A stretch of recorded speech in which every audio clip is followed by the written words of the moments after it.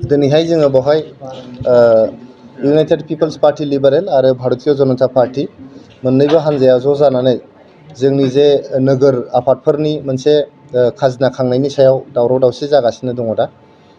जोंनि हेंथा हान्जाफ्रा माखासे इस्युफोर दैखांदों, बेफोरखौ लानानै सावरायदों। जोंनि सरकारनि जोंनि नोगोर जौगाखां बिफान बिनि मावफुं सोद्रोमा, लोगोसे जोंनि सावस्रि बिफाननि मावफुं सोद्रोमा, लोगोसे जोंनि क'क्राझार नोगोर आफादनि मासिगिरि बिथांमोनखौ जोङो लिंहरदोंमोन। बेयाव लिंहरनानै सावरायदोंमोन, सोंदोंमोन बेफोर इस्युनि सायावहाय जे मा जानानै दं होननानै।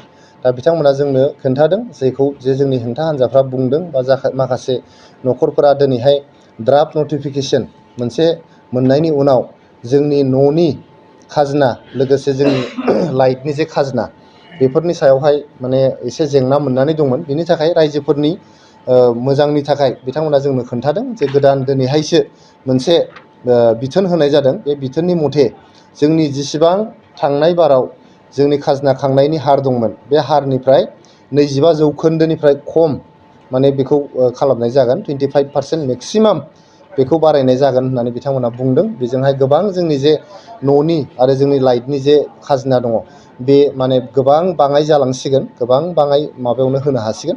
बेजों लोगोसे जोंनि आसाम गभर्नमेन्टनि न' आरो नोगोर जौगाखां बिफाननि मोनसे 10 मार्चआवहाय मोनसे बिथोन सौफैदों। बे बिथोनावहाय बिथांमोना बुंदों जे जायफोर इक'नमिकेलि उइकार सेक्सन, रांखान्थियारि बिथिङै दुरबल न'खरफोर दङ, बेफोर न'खरफोरनोहाय जोङो खाजोना लायालासेनोबो बिथांमोनखौहाय हगारनो हानाय मोनसे अर्डार बिथांमोना होदों।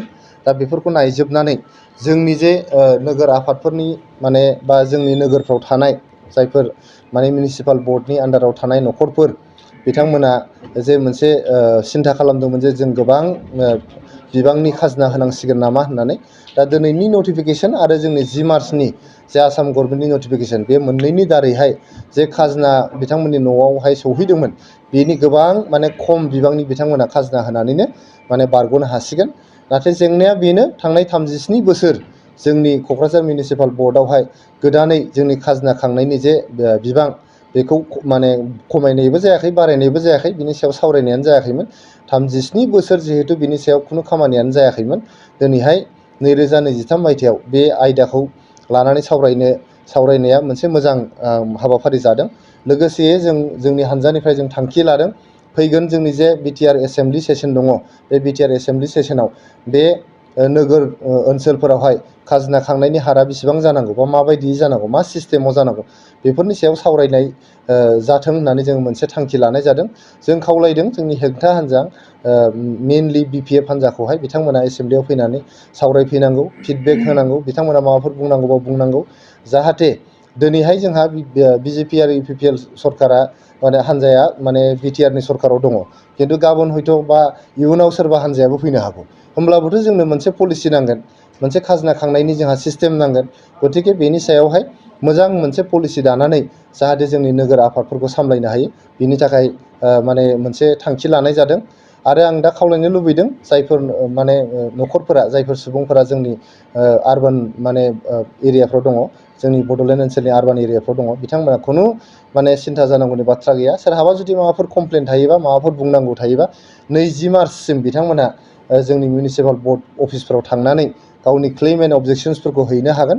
हैनानै बिथांमोननि क्लेम्स एन्ड अबजेक्सनफोरनि सायावनो नैबे 25%ल' बारायनो हागोन होननायखौथ' जों नटिफिकेसन होखाथारबाय। बेजों लोगोसे बिनि सायावबो जुदि सोरहाबा जुदि माबाफोर बुंबावनांगौ दंबा, बिथांमोना नोगोर आफादफ्राव थांनानै बुंहैनो हागोन आरो गावनि जेंनाफोरखौ सुस्रांनो हागोन।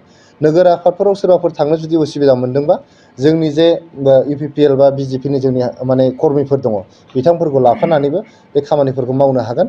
गतिके जोङो खुनु पद्धति बिनि सायाव गोनो गोथो जानांगौ गैया, गिनांगौ गैया, बा जोंहा माबा मोनसे जेंना होननानै बेखौ जों साननांगौ गैया। जोङो बेखौहाय गोरलैयैनो बे जेंनाखौ सुस्रांनानै जोंनि नोगोर आफादफ्रा सुस्रांनानै होखाबाय। दिनैहाय आं खावलायनोसो लुबैदों, बिथांमोना खुनु मिसआन्डारस्टेन्डिंआव थानो नाङा आरो जोंनि नोगोर आफादफोरखौ बिथांमोना हेफाजाब होनांगौ।